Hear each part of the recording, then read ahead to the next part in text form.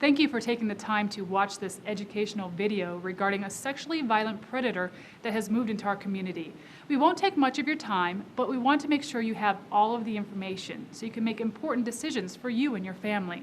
I'm Kate Porras. Throughout this video, you'll hear from several members of our local law enforcement community as we discuss why we're doing this community notification, how sex offenders are managed, as well as safety suggestions. At the end, we'll give you information about the specific individual that is the subject of this community notification.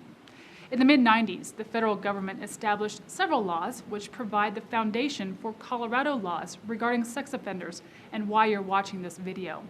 One law required states to establish sex offender registrations for all convicted sex offenders and ways to track them. Another law requires states to find a means of notifying residents and communities where sex offenders live. A third law provides lifetime supervision for some sex offenders, as well as a national sex offender registry.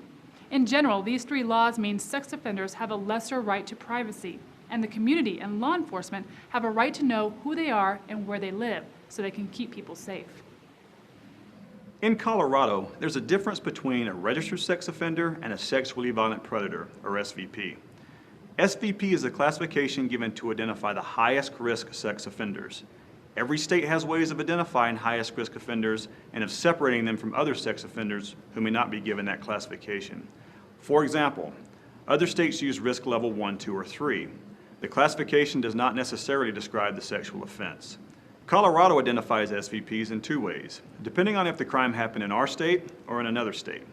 If the conviction occurred in Colorado, there are 4 factors that go into determining if someone is classified as an SVP: whether the offender is an adult, the date of the crime and the conviction, the relationship to the victim, and the results of an assessment. If the conviction happened in another state and that state classified the person as a highest risk offender equivalent to Colorado's classification of sexually violent predator, then the offender is given the SVP classification in Colorado. Colorado law states that all SVPs are subject to a community notification when they move to a new address. Community notification begins when the Department of Corrections, Parole, Probation, or another state notifies local law enforcement that the SVPs are arriving in their community. The SVP must register with the local law enforcement agency. That agency then conducts a community notification in accordance with the Colorado Sex Offender Management Board criteria. This video is just one way that local law enforcement conducts those community notifications. At times we may hold community meetings as well, but this isn't your only source of information. You can always stop by any of the local law enforcement agencies for a complete list of all of the registered sex offenders living in each jurisdiction. Those lists include the SVPs. If you want to see where all SVPs and registered sex offenders live in Mesa County, regardless of jurisdiction, visit the website on your screen. We'll show you the address again at the end of the video. The Colorado Bureau of Investigations also places the sexually violent predators on the internet within 3 days. That site is at sor.state.co.us. Some, but not all, SVPs are under criminal justice supervision, such as probation or parole. There might not be a cure for sex offenders, but like any behavioral choice, they can learn new behaviors and skills. That means that some of them can be safely managed in the community. When someone's placed on probation, they usually have standard conditions they must abide by. However, a sex offender placed on probation or parole will have additional conditions they must follow. These conditions tend to be pretty intensive, rather lengthy, and some of them include waiving confidentiality, getting treatment specifically related to the crime, and polygraph testing. Waiving confidentiality is important because secrecy really undermines the rehabilitation efforts and threatens public safety. Sex offenders must be completely accountable for their behavior and agree to these intensive and intrusive measures in order to remain under community supervision. Colorado uses a 3-pronged approach for managing SVPs. On the top is the criminal justice supervision. This is typically probation or parole. On the bottom left-hand corner is the sex offender specific treatment. This is the therapist involved in court-ordered treatment for the sex offender. And on the bottom right, you'll see a polygraph examiner. All sex offenders, including SVPs, who are under supervision while in the community, are required to undergo polygraph examinations on a regular basis. You'll also see to the side community members. That's because we believe that the community can be an integral part of this system by reporting anything suspicious or any wrongdoings to the authorities in an appropriate manner. Locally, you can call 970-242-6707 to report suspicious behavior, or call 911 if you feel it's an immediate threat to someone's safety. There are some important things that you should know about all sex offenders, not just SVPs. And there are some misconceptions that may be out there. In Colorado, 1 in 4 women and 1 in 17 men have been sex assault victims in their lifetimes. Some people believe that the majority of sex offenders are placed into prison. However, most of them are not even caught or detected. And that's because more than 80% of sex crimes are never reported to law enforcement. Some people think that they can easily spot a sex offender, but there really is no typical sex offender. However, it is important to remember that they all tend to be deceptive, manipulative, and secretive in the way in which they commit their offenses.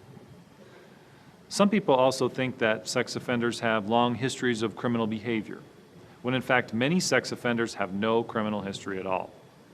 Studies show that 75% of offenses are carefully planned. They are not impulsive acts. So with regards to sex offender characteristics, it's important to know that most offenders engage in what we call crossover behavior. That means that although an offender may be caught for one type of offense, this person is often at risk to commit another type of offense.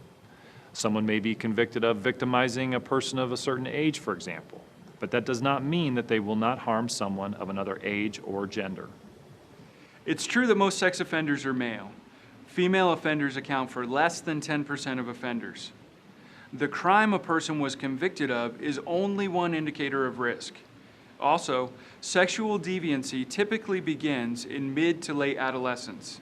And this shouldn't be confused with juveniles who have committed sex offenses, in that they don't necessarily become adult sex offenders. However, adults who've committed sex offenses typically began that behavior as teenagers. It's also important to know that sex assaults do not necessarily occur in dangerous places. A study conducted in the Colorado Department of Corrections shows that 85% of sex offenders reported having committed the crime at their own residence or at the victim's residence. In addition, most sex crimes are not committed by strangers.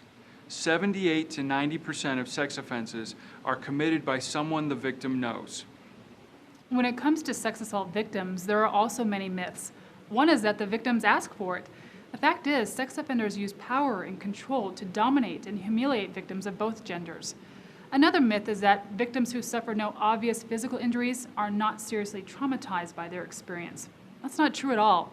Only about 4% of rape victims sustain serious physical injuries as a result of rape. 70% reported no physical injuries at all.